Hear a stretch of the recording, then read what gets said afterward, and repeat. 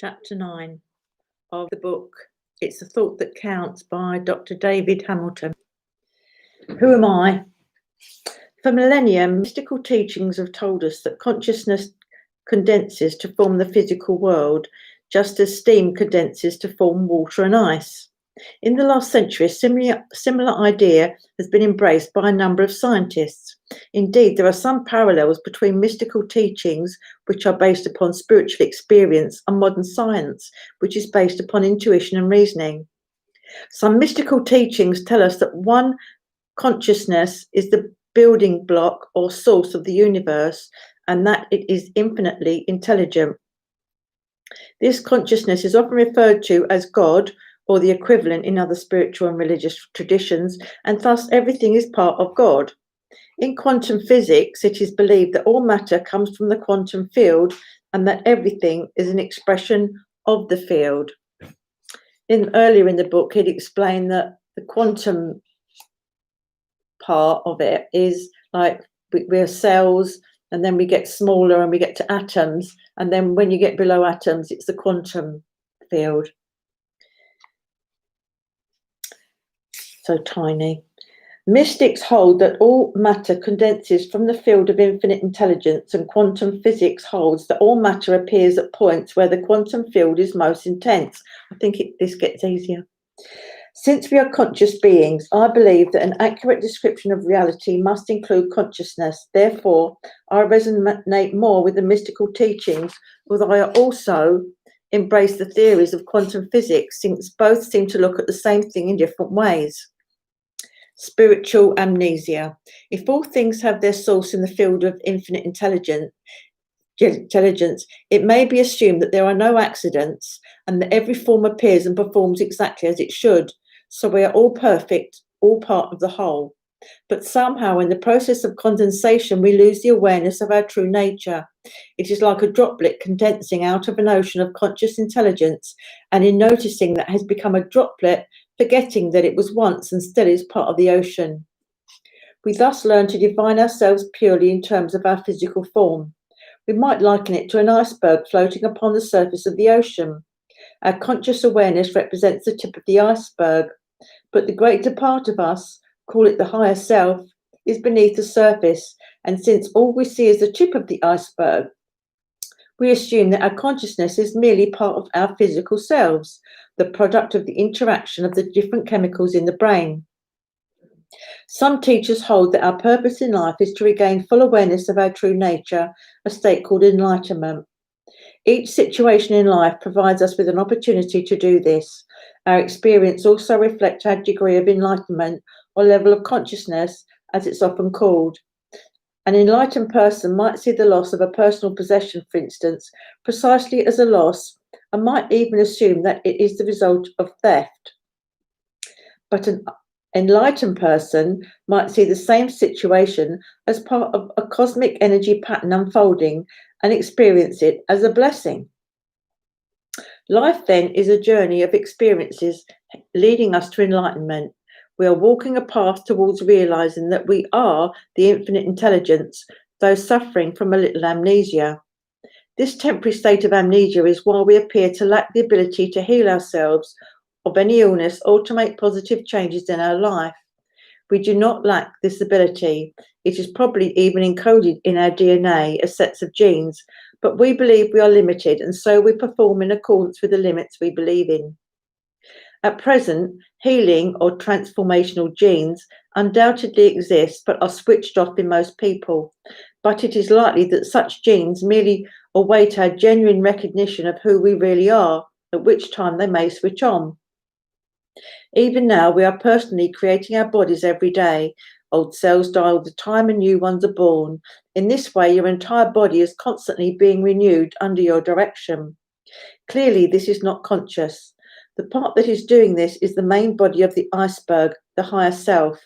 Therefore, your higher self intended to create your body just the way it is, and the intention to create it and how it should look and work would have produced ripples throughout the web.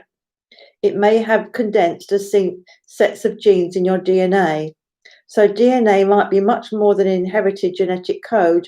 It probably encodes the intention of the higher self, and as genes are expressed through life, that intention materializes as the physical body. Are you keeping up with this? It does get easier. We know, however, that we influence some of our genes through our daily thoughts, so we are never stuck with the decision our higher self once made for us. We have the freedom to make any changes that we choose to make in accordance with what we believe is possible, of course. Our intentions can be very powerful. They even affect the creation of matter. Creating reality. Intentions can influence the creation process in two ways. On the one hand, they produce neuropeptides, as we learned in Chapter 2, which circulate around the body and fit into receptors where they bring about changes, including switching genes on and off. But at a deeper level, they influence the point at which conscious condenses into subatomic particles. Think of it like painting a picture. On one level, the paint mixes to produce the colours that give the image of, say, a tree.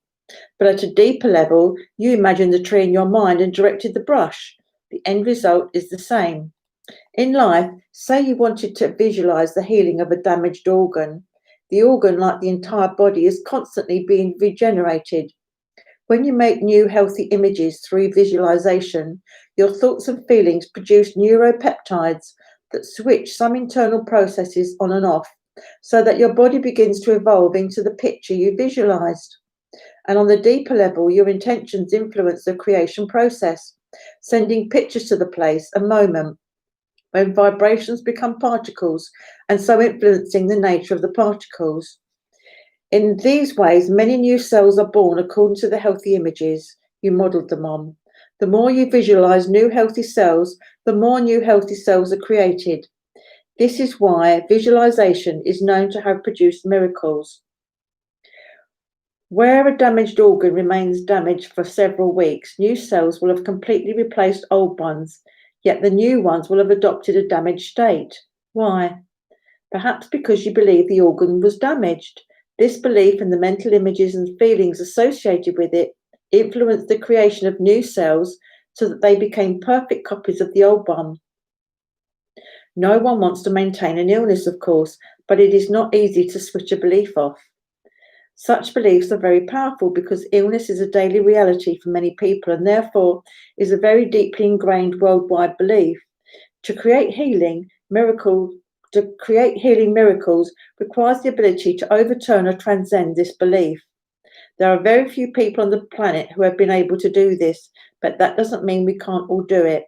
We all have the capacity to overturn beliefs in disease and to form healthy beliefs, just as we can get around a belief that we can't, say, jump over a rock on a path and then jump over it.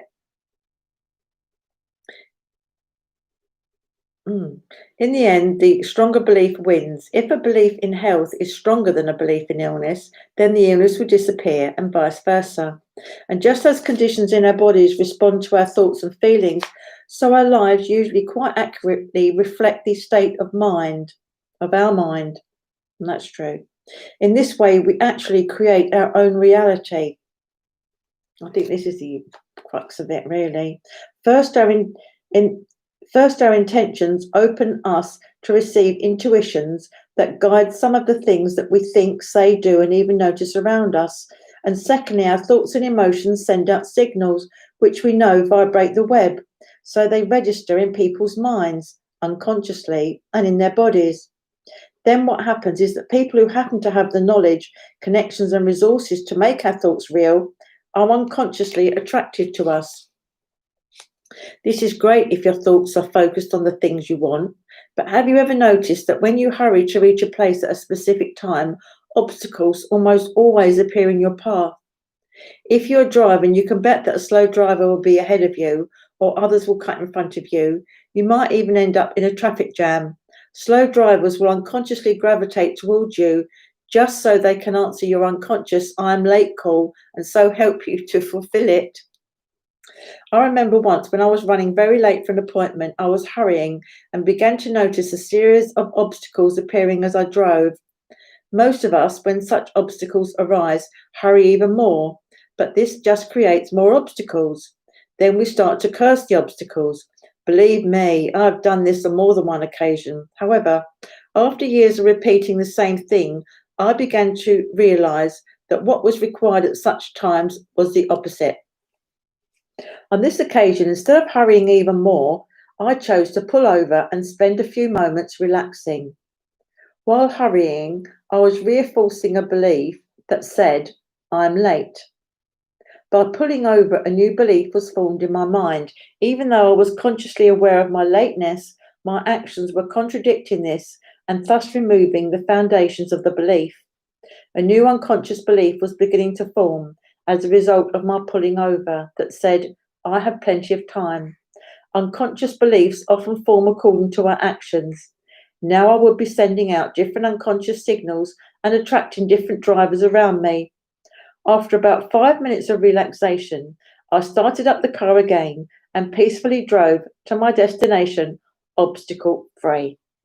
When I arrived, it turned out that my hostess was also running late, and my lateness had thankfully given her more time to get ready. It's funny how things work out. By changing my actions and my belief, I changed what was happening. That was a simple example, but if you remember that reality mirrors your thinking, changing any area of your life is well within your control, and you need never be at the mercy of any person, organisation, or situation. Change your mind, your thoughts, your emotions, and beliefs, and you will change your life. Life changes. Visualizing how you want things to be is a good way to change something, and huge numbers of people have found this to be successful. This is where, for instance, you clearly imagine what you want, perhaps even writing it down or drawing a picture of it. Your focus on it then begins to alter things around you, attracting the right people to you and giving you intuitions that guide what you see and where you go, so that what you focus on begins to unfold around you. I have noticed, though, that while most people have a lot of success in making life changes in this way, for some people, things eventually revert back to the way they were before. This is because while visualization and intentions are powerful enough to make obvious changes, your old beliefs often reassert themselves. As they do, negative things just seem to happen, and you end up in the same situation as before. For instance, say you find yourself in a job you don't like and you long for something better. You might start to visualize your new job, and quite soon, as if by magic, you get an interview and be offered a job that turns out to be very close to what you imagined. This is natural and simply demonstrates the way that thoughts become reality. For a few weeks, everything might be great in your life, but then changes might begin to occur in your new workplace. People might move on and new people might join. Internal systems and practices might change. You might start to have disagreements with some of your new workmates. Before long, you might find yourself in a similar situation to the one you had left. This is usually because while you were in the old job, you built up a few unconscious beliefs, such as, I don't believe a meaningful job, or I can't get a good job, or it's not possible to be in a meaningful job, or people at work are not nice. These beliefs build up because you interpreted what happened to you, often unconsciously, in one of these ways. For example, if you had little or no success in getting a new job, despite sending out a large number of applications, you might build up the belief that you couldn't get a good job. Powerful beliefs like this will begin to build a reality that ensures that your experience remains according to your belief. This has happened to me on a number of occasions, but I've found there are ways to make lasting changes. The first requires courage. It is to take such big actions that there can be no turning back. That way, there is little possibility of your old beliefs recreating a similar situation, because things have changed so much that it is impossible to hold the same beliefs you did before. For example, the belief that you are stuck in a job you hate will certainly change if you resign. The second is more subtle but immensely powerful, and it is to examine your attitudes and beliefs about yourself, your life, and the world. One way to do this is to write down how you feel. Cover several pages if you need to, listing all your grievances, annoyances, judgments, and frustrations. But do so with the thought that somewhere in all this there is a belief, or a few beliefs, that is causing things to be the way they are, and you intend to discover it. For example, beliefs like I'm not good enough or I don't deserve happiness. Maybe you judge yourself harshly for things you've done in the past, or even I'm not worthy are common beliefs that people identify. Once you have identified the root belief, change it by writing down its opposite. For instance, I'm not good enough would become I'm a great and wonderful person and I'm worthy of receiving everything I dream of. Then repeat the new belief yourself several times, hundreds if you have to, over the next few days or weeks. Then when you visualize what you choose to have in your life, you will usually find that when things do change, the change is lasting because you no longer have a belief that's pulling you back. The power of belief is immense. We know how powerful the placebo effect is in creating health, but a similar type of placebo effect happens in our daily lives. Our thoughts, intentions, feelings, and beliefs all create what happens to us. Feelingization. Looking at the placebo effect, I recognize that feelings carry great power. If a person with a headache takes a placebo, believing it to be a painkiller, it is not only their belief in the medicine that is a healing factor, but also their expectancy that they will get better and their feeling that something positive will happen.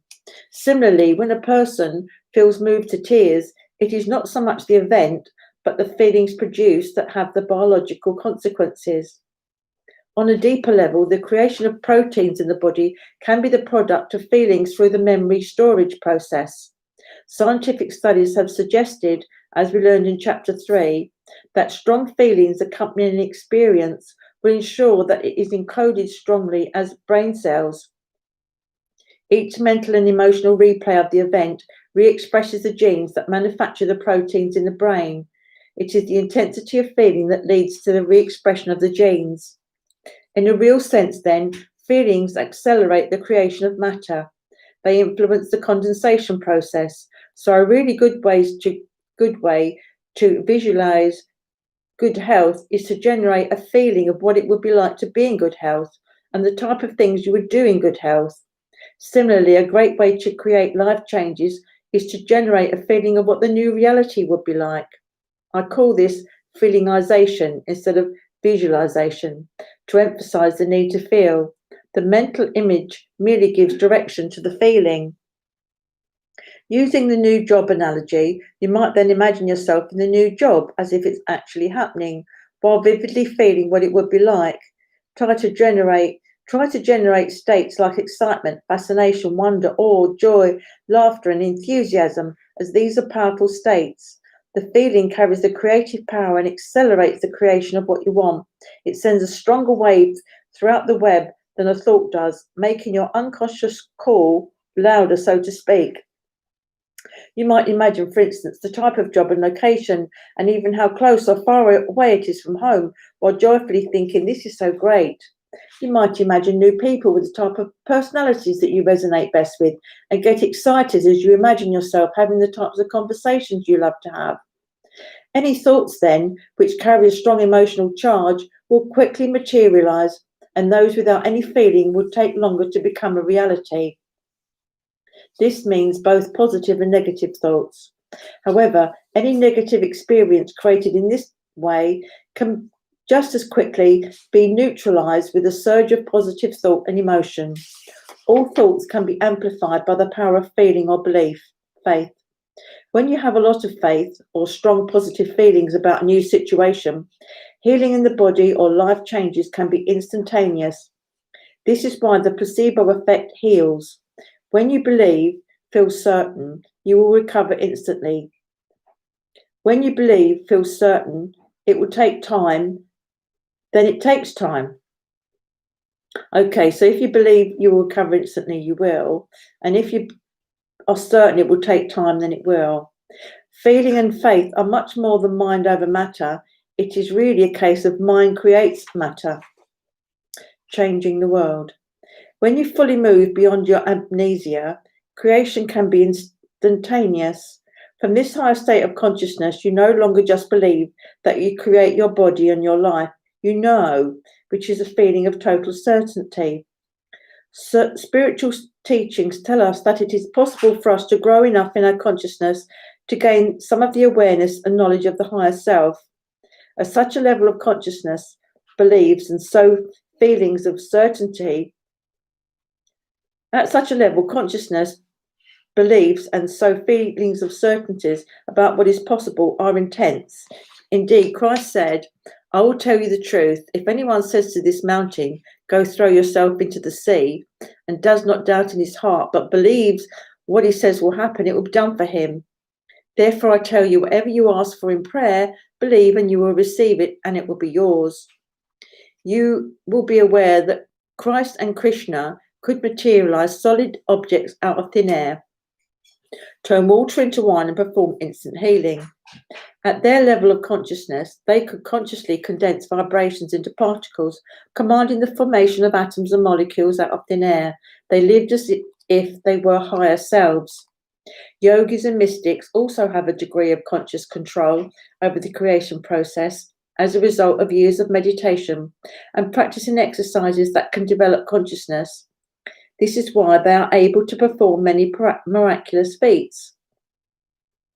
Such feats are becoming increasingly possible because the knowledge of our true nature is vibrating through the web, inspiring more and more people. In my own life, I observed this more and more with each passing year.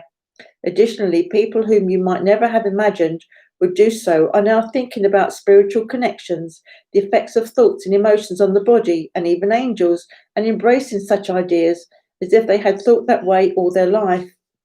I have spoken with people from different parts of the world who agree that the same thing is happening where they live too.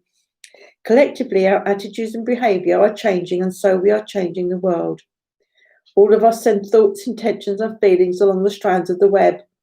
And just as our personal thoughts influence biological events in our bodies and the events of our life, so our collective thoughts generate tidal waves that influence world events. So as we are evolving in our consciousness, moving beyond our temporary state of amnesia, we are changing the world. It is becoming more beautiful every day because we are making it so. At times it may not appear to be so, but events that are not obvious examples of love are simply healing in process. Sometimes to jump high, we need to dip first to generate the momentum. Perhaps the same is happening in our lives and in the world at large. What is being revealed everywhere as we evolve in our consciousness is that our natural state is love. Love. Love is the force behind all intention. It was behind the intention of the higher self to create your body. It was behind God's intention to form the entire universe. If blowing on still water is the creative force that makes waves on water, then love is the substance of the wind that forms the wave. That is why it is said that God, or the equivalent in other spiritual and religious traditions, breathed life into the universe. All of the universe was created with love out of thin air, and ultimately has God as the intelligence behind its shape and action. And as you are ultimately that intelligence, even though you may not yet be conscious of it, you are the guiding intelligence behind all things. What a responsibility. It has been said that if you act wealthy, you will become wealthy. If you act poor, you will become poor. If, when faced with challenging situations, you consistently ask yourself, what will God do now, and act according to the answer you get, then you will evolve in your consciousness and will make a more consciously positive difference in the world. Every action you take in life is ultimately motivated by love, even though experience often crowd our judgment, leading us to act in ways that appear quite removed from love. This state, the absence of love, is the state of total amnesia called fear. Love and fear are the roots of all experience.